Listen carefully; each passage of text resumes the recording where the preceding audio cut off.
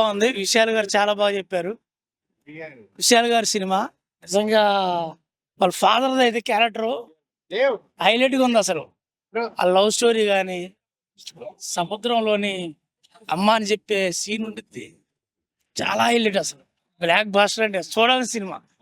Sentiment చాలా బాగుంది. మంచి సబ్జెక్ట్ ని తీసుకొని ముందుకు వచ్చారన్న.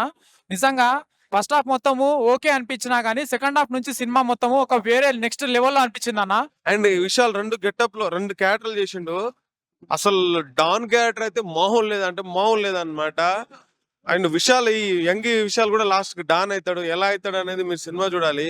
ఫుల్ అంటే ఫుల్ ఎంటర్టైన్ గా ఉంది, మాస్ గా ఉంది, క్లాస్ గా ఉంది. అన్ని ఫ్యామిలీ ఆడియన్స్ అందరికి నచ్చే సినిమా భయ్య. అందరు థియేటర్ కి వచ్చి చూడండి. ఈ వారం హిట్ మూవీ ఇదే. చాలా బాగుంది. విశాల్ గారు చాలా మంచి క్యారెక్టర్ చేశారు. సీన్స్ గానీ ఆ విలన్ యాక్టింగ్ గానీ చాలా బాగా వచ్చింది. నిజంగా విశాల్ కెరీర్ లోనే ది బెస్ట్ మూవీ అన్నమాట. కంటెంట్ పరంగా కానీ, పర్ఫార్మెన్స్ పరంగా కానీ, స్టోరీ పరంగా కానీ, ఆడియన్స్ ప్రతి ఒక్కళ్ళు చూడాల్సిన సినిమా అన్నమాట. నిజంగా సినిమా చూస్తున్నంత సేపు చాలా గూస్ బంప్స్ వచ్చే సీన్స్ ఉన్నాయి అనమాట.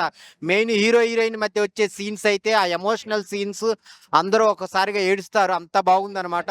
ఏ ముహూర్తాన్ని అయితే మొకటం అని పేరు పెట్టారో కానీ నిజంగా మొకటం లేని మహారాజులో చేశాడు బ్రో. అంటే సినిమాకే మొకటం అని పెట్టాడు కానీ ఆయన క్యారెక్టరేషన్లో కానీ, ఆయన చూపించిన సినిమా ఆ యాక్టింగ్లో కానీ, లేకుంటే ఆ సినిమాలో చేసిన పాత్రలో కానీ ఏ రకమైన మొకటం లేదు. సో అలాంటిది అయితే చూపించారు. సో విశాల్ గారికి ద బిగ్గెస్ట్, ఈ కెరియర్ లో బిగ్గెస్ట్ మంచి సినిమా అని చెప్పుకోవచ్చు బ్రో. విశాల్ గారి పర్ఫార్మెన్స్ అయితే వేరే లెవెల్ ఉందన్నమాట. అంటే విశాల్ గారి పర్ఫార్మెన్స్ గురించే కాదు, తన డైరెక్షన్ స్కిల్స్ కూడా చాలా మంచిగా చూపించారు.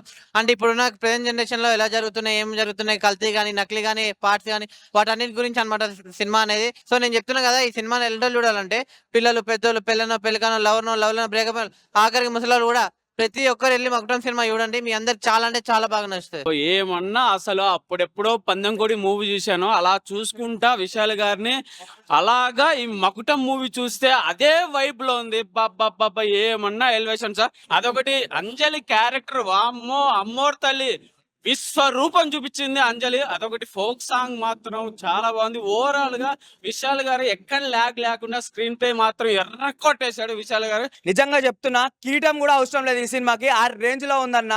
నిజంగా చాలా మంది ఒక హీరో డైరెక్షన్ స్క్రీన్ ప్లే చేసి చాలా మంది ఫెయిల్ అయినట్టుంది. కాకపోతే ఈ సినిమాలో మాత్రం నిజంగా అందరికి లైక్ ఆదర్శంగా నిల్చుండన్న హీరో మాత్రం నిజంగా వేరే లెవెల్ ఉంది. మన విశాల్ గారిది అయితే అంత చూడముచ్చటగా ఉంది. సో ఒకటి చెప్తున్నా, సినిమా మాత్రం వేరే లెవెల్ ఉంది అసలుకి. లైక్ విశాల్ అన్న బ్లాక్ బస్టర్ కొట్టిండు.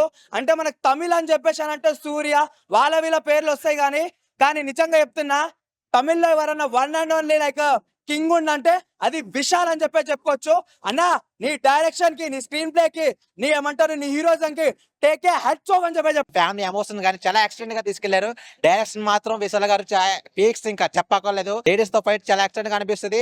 దాంట్లో మెయిన్ గా కంటెంట్ ఏంటంటే ఒక మెసేజ్ ఇచ్చారు, గుడ్ మెసేజ్. దీంట్లో అంటే చైనా ప్రొడక్ట్స్ గురించి దాంట్లో ఒక మెసేజ్ ఉంటుంది. అది మాత్రం చాలా ఎక్స్టెంట్ గా అనిపించింది. విశాల్ అన్నకి ఒకటే చెప్తున్నానన్న, డైరెక్టర్, హీరో చాలా మంది ట్రై చేస్తారు సక్సెస్ ట్రాక్ ఎవరు, బట్ ఇది సక్సెస్ ట్రాక్ లో ఒక గుడ్ మెసేజ్ ని మనకు చూపించారన్న స్క్రీన్ ప్లే ప్రకారంగా. ఈ మొకటం అనే సినిమా కుటుంబంతో చూసి మనం అందరం నేర్చుకోవాల్సిన మెసేజ్ ఏంటంటే, మనకు స్పేర్ పార్ట్లలో ఎన్నో డూప్లికేట్లు వస్తుంటాయి, బట్ అలాంటిది ఏది ఒరిజినల్, ఏది మనం ఎంతవరకు రిసీవ్ చేసుకోవాలి అన్న సోషల్ మెసేజ్ అనేది యాక్సాప్ కి ఇచ్చారన్న. సెకండ్ హాఫ్ లో విశాల్ గారు విశ్వరూపం చూపించారు. అంటే చాలా సినిమాల్లో ఆయన విశ్వరూపం చూసాం.